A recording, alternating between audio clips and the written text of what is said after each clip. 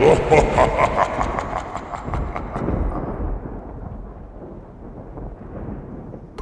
check this out.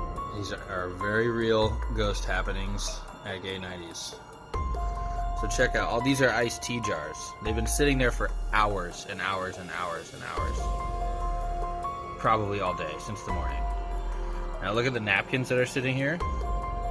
All of a sudden you see a little movement of the napkins. Watch. Little flicker, thumbing of the napkins. And then the jar, watch the jar. As it begins to scoop off the counter.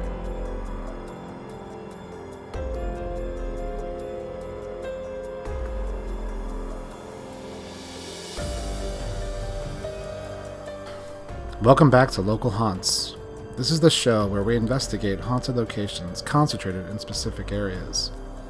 This time, we continue our Bay Area investigation and travel to Pleasanton, California. Welcome to the Gay 90s.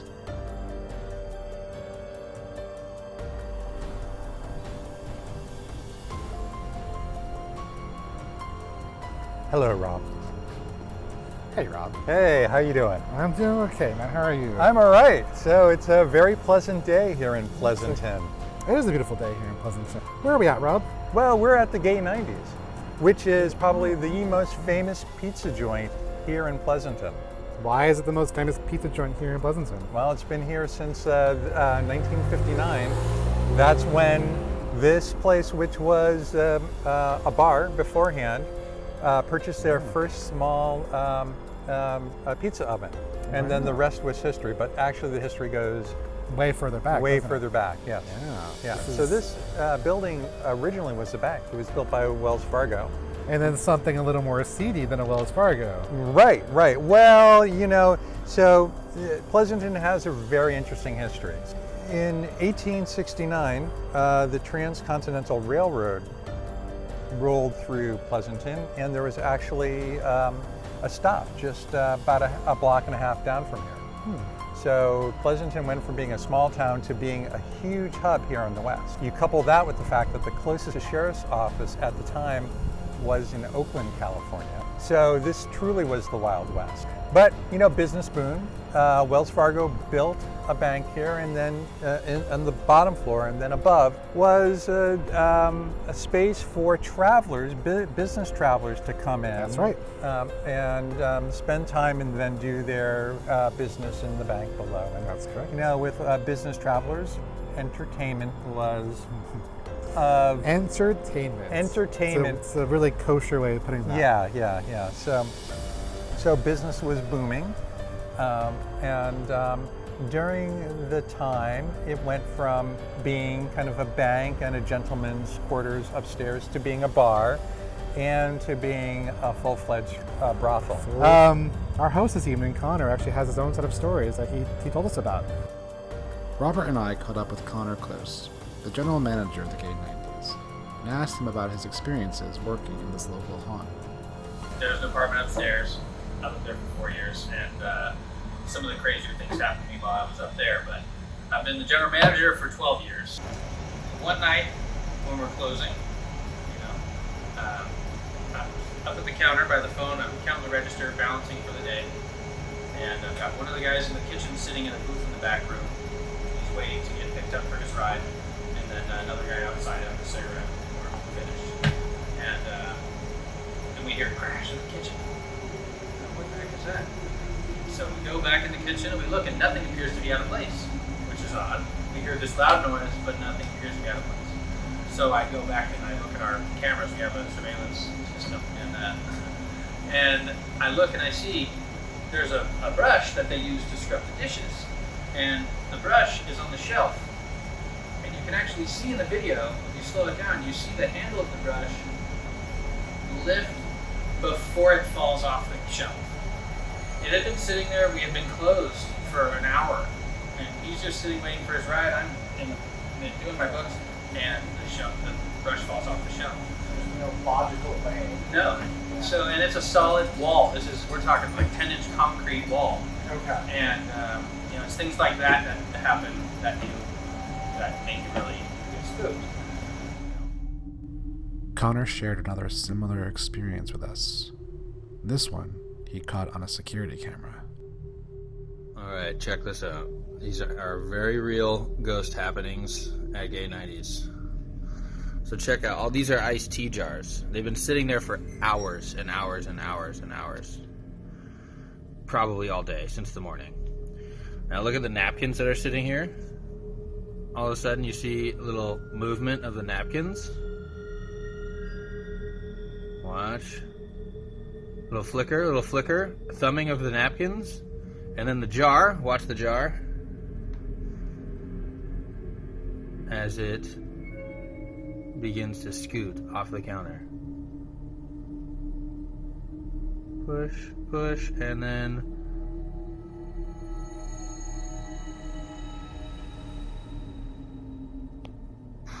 what? What was once a layover for weary travelers soon became a brothel. The mistress of the house, the now legendary Lady in Blue, met with a tragic end here, and her spirit has yet to move on. So the Blue Lady she's said to have been seen in the windows overlooking Main Street at night for people driving by, looking up. I don't know her name. We don't know her name or how she died. But we know that she was a madam of the brothel, and she's just been sticking around ever since. The upstairs used to have 11 rooms up there when it was a brothel, and the story is that somebody, one of her Johns, murdered her, which checks out, I suppose. But we don't know her name. There's been mediums that have been in and out of here, and said that I don't know if you heard her name. It might be Sarah, but I don't know. Can't say for sure. Okay. This is a spirit box. If there's a spirit in the room with us, I welcome you to reach out to us through the box. You can use the noises and the frequencies in this box to speak to us. Is there anybody here with us?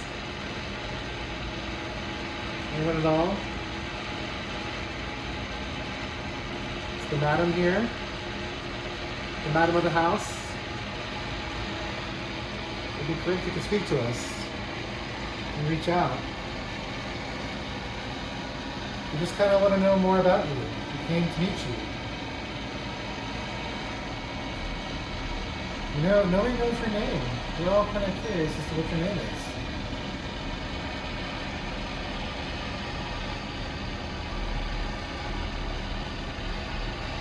Could you tell us your name?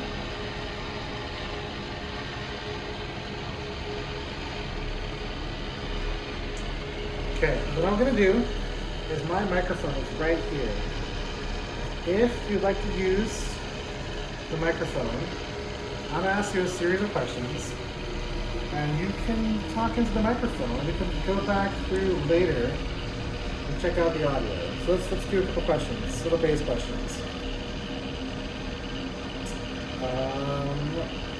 Did you die in this house?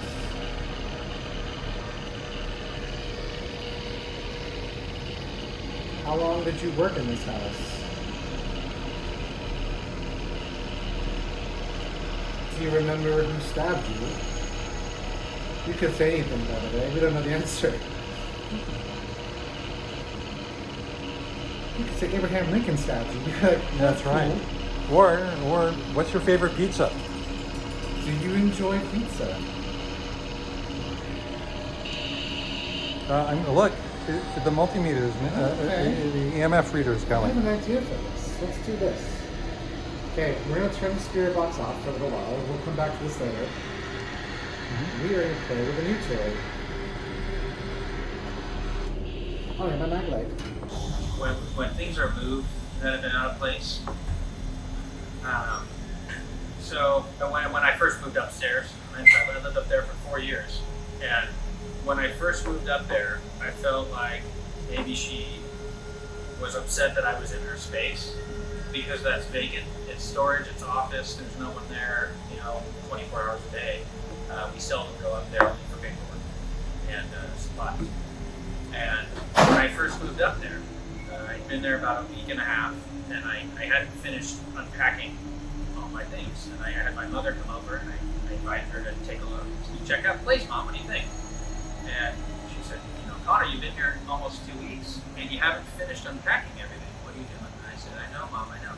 And as she's telling me this, there was a 1x1 5-tier shelf unit that I had put on a desk in the corner, just out of the way while I'm organizing. And she's a little bit further away than you are to me. And as she's saying, clean up your stuff, this shelf comes towering down in between us.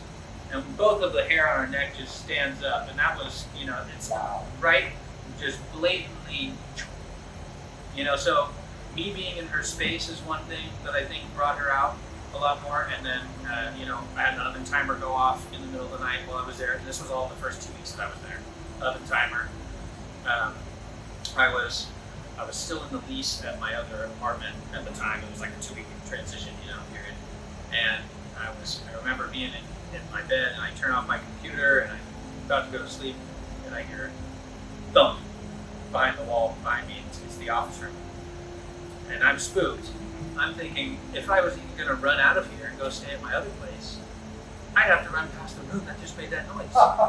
And so I'm scared, and I get up, and I go, and I creep in there, and I see it was a poster, it's like a canvas board print, and it had fallen off the shelf, as if she knew I was scared and chucked this thing. Okay. So, fun with flashlights. It's still going. The meter is still metering away. Oh boy, that's what. Before any of us get here. Okay. Yeah. So, let's play with a flashlight. All right. Okay. So, this flashlight can't be turned on or off with a switch. It can either be switched on or switched off by rotating the dial. So I'm going to turn it all the way on. Oh, that screws it. So, okay. So it's off. I'm going to turn it on. Okay. You see no rattling, no tweaking, no messing with it. The flashlight's not just going to magically turn off by itself, unless something provokes it to. So I'm going to leave the flashlight out, and it's going to roll. So we're going to speak to the spirits in this room, or the spirits in this building. We're looking for one of two spirits. We're looking for the madam of the house, the lady in the blue. Did you write the words boo into the mirror over there? Are you here with us now?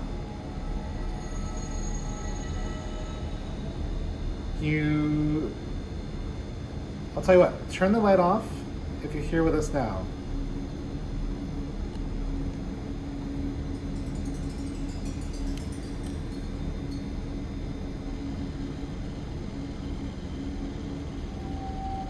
So nothing with the flashlight and nothing with the multimeter. One other thing that happened that is pretty serious, since we're doing a ghost investigation at the moment, that really, you said what kind of sparks her to come out, what aggravates her, so to speak. One lunch, I was making pizzas in the kitchen, and we had a ghost investigator come who had been here previously the year before, and she said, Connor, I'd like to do another investigation. Do you mind if you come back? And I said, sure, absolutely, but I'm really busy right now. We'll have to talk about it later. If you can come back, call me. And so she goes away, and as I'm making the pizza, a jar of coffee grounds, glass jar, off a shelf in the corner, comes tossing off the shelf and crashes on the ground and spills the coffee. Right after I tell this investigator that she can go and come back. The 90s is home to a paranormal artifact, a mirror that hangs in the dining room. If you look closely, you can see the word boo etched into its veneer. Though challenging to see at times, and perhaps difficult to capture on camera and film, if you look at the mirror at just the right angle, you'll see this haunted writing on the mirror. In the mirror, We have a mirror on the wall over here. So one morning he was in here doing the paperwork in the morning, and he had us a dog, Charlie, come on in, and the dog gets into the room here and freezes, stands at the mirror and freezes, and then runs out. He looks at the mirror and he sees Boo appear and the lady in the mirror. To my knowledge, that's the only apparition that he has seen. But Okay, so I'm looking for the lady in blue. Is the lady in blue with us? Is the madam of the house here with us? If you're here with us, turn the flashlight off. Or you can speak to me through my microphone. I'm sorry, just know what the microphone is, huh? So if you're here with us, this device in my hand is this little piece of black plastic in my hand. So the EMF is going off? You can speak through this little black thing in my hand. I should be able to hear you. I might not be able to hear you right away, but I can go back through later. I might be able to pick out your voice. So if you have anything you want to say to us, feel free to speak to the microphone. But only if you're here with us. Do you think it's possible you could let us know that you're here? That's going crazy. Yeah. Well, why don't you turn off the mic for a moment and see whether or not we're picking up that. This microphone? Yeah. Yes. Okay, we're going to turn the microphone off. Yeah. So, lady in blue, madam, if you're speaking, I'm going to be turning this off, so give us 1 moment. Okay. Turning it back on. I have to turn it on first. Okay. So now it's quiet. And is the microphone off? Oh yeah, it's off. Okay. All right. Let's turn the microphone back on. Let's turn the mag light off too. Maybe it's reading the mag light, right? So with the spirit box, anything with a power signal. My phone's over here. My EMF recorder's over there. Let's just make sure there's nothing distracting the signal. We're gonna try this again.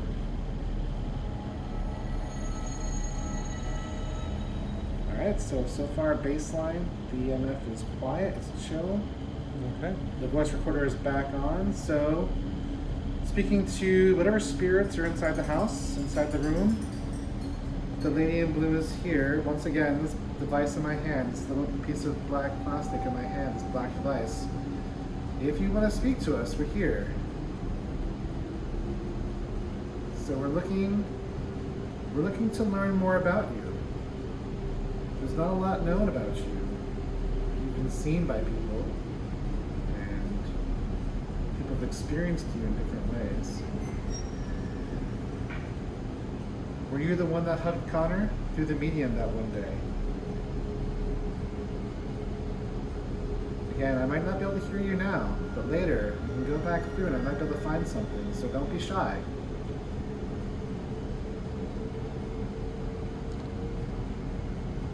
Still looking to find out what your favorite pizza is. Rob really wants to know what your favorite kind of pizza is.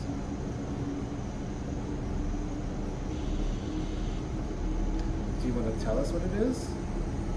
Are you here with us?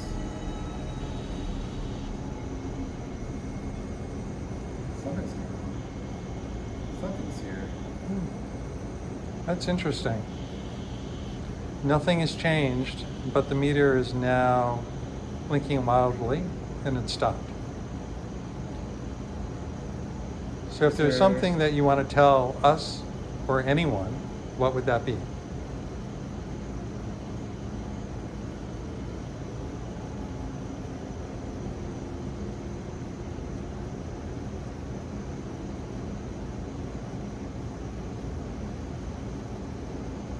Okay. Connor shared one last Lady in Blue story with us. Upon telling the tale, however, the entire restaurant came to life. The lights began to flicker, and the room became incredibly loud, as if every machine turned on at once. I had never seen her before, and I've never seen her since. She was a shorter Hispanic lady with a bandana, just sitting at one of these tables. And she gets up, and she comes walking up, with her cane. And she gets to about the bathroom, and she pulls off her bandana and drops her cane, and she does one of these, like, it has this crazy look in her eye, and everything stops. Everybody watch this lady drop her cane and take off her bandana, and everything just stopped. And it's apparent that she is sort of channeling someone, something. Mm-hmm. And she says, where's my men? Where's my wine? And everybody's looking at this lady. And so I think, well, maybe she's channeling the ghost. And I look at her. She looks you right in the eyes. And I say, hi, I'm Connor. I live here. Mm-hmm. I lived here at the time. And she looks at me, grabs my hand, and she says, I know you. I know everything about you. And she grabs me and gives me a big hug and sniffs me. Gives me a big hug and just...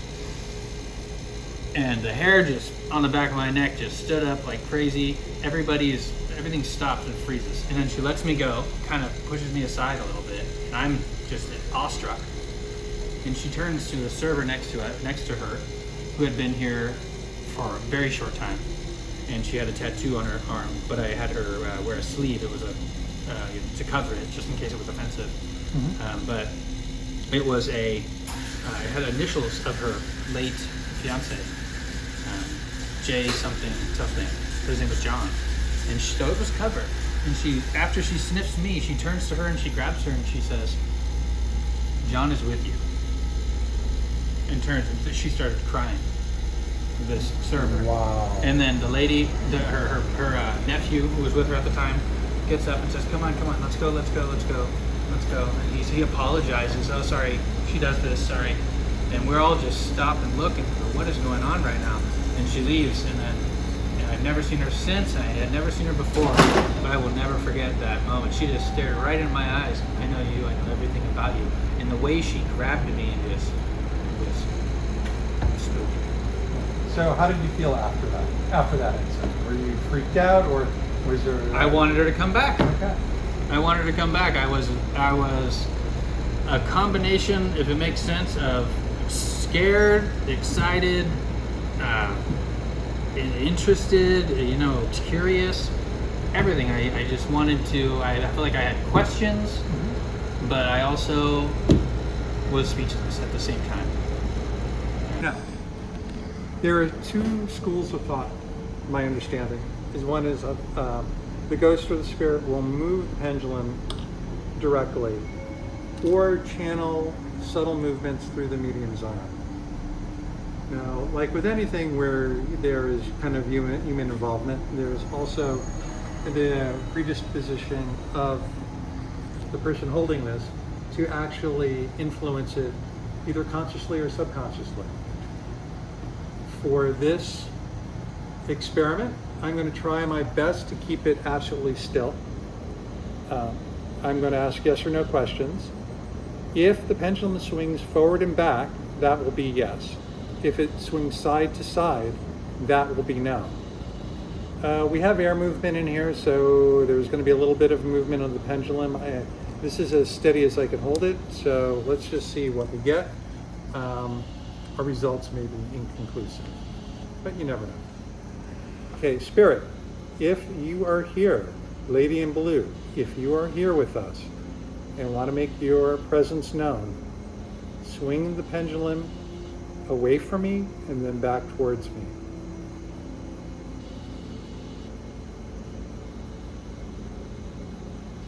Lady in Blue, I've heard a lot about you on several occasions and would love for you to come and make your presence known. If you don't want to make your presence known, swing it side to side. Okay, I'm sorry, that's a trick question. I apologize, don't hold it against me. Do not toy with the madam. All right. Okay, well, as you can see, the pendulum is pretty still. Not a lot of movement. My arm is getting a little tired and a little shaky. So that is movement that any movement that you're seeing is probably from that. I'll ask one more time. Lady in Blue, if you are here and would like to make your presence known, swing the pendulum forward and back.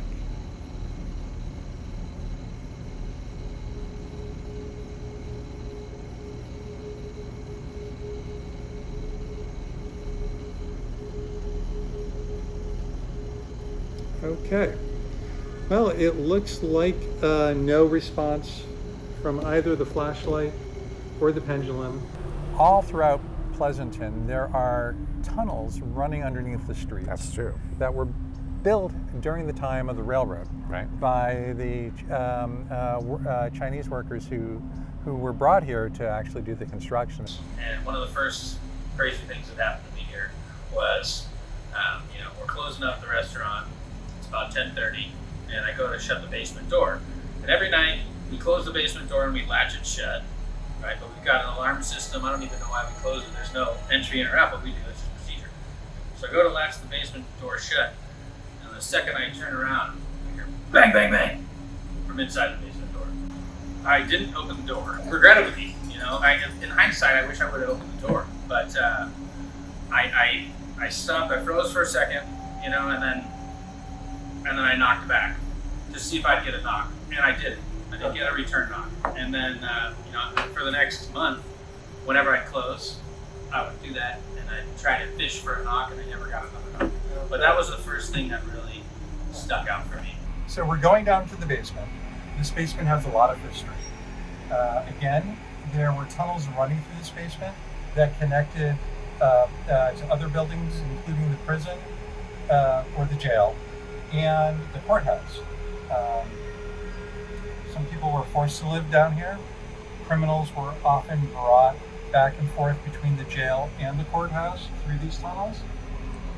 So we expect that if we're going to encounter anything, it may not be pleasant, but let's see what we get.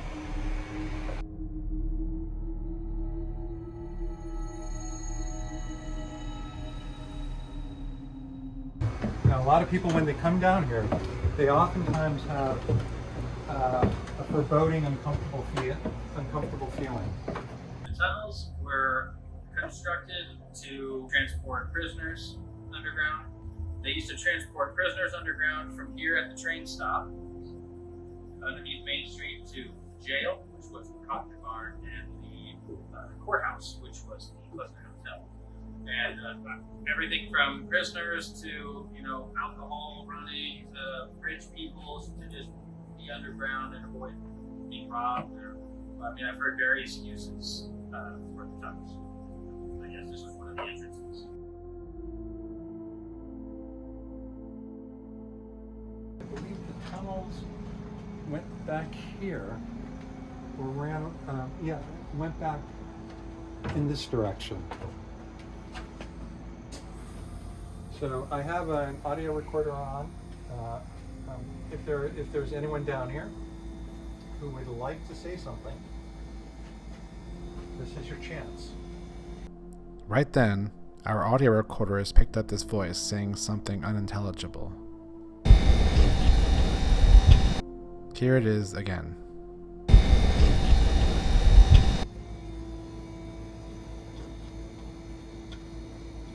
have my little pendulum.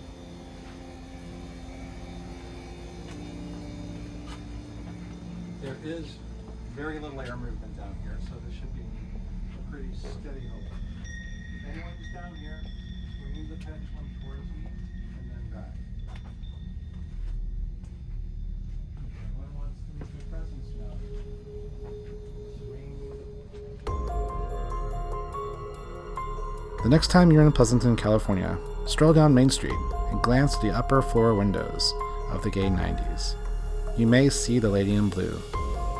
Then head on into the restaurant and check out the paranormally scarred mirror. You never know what you'll see. You may find yourself sharing a slice with a local haunt.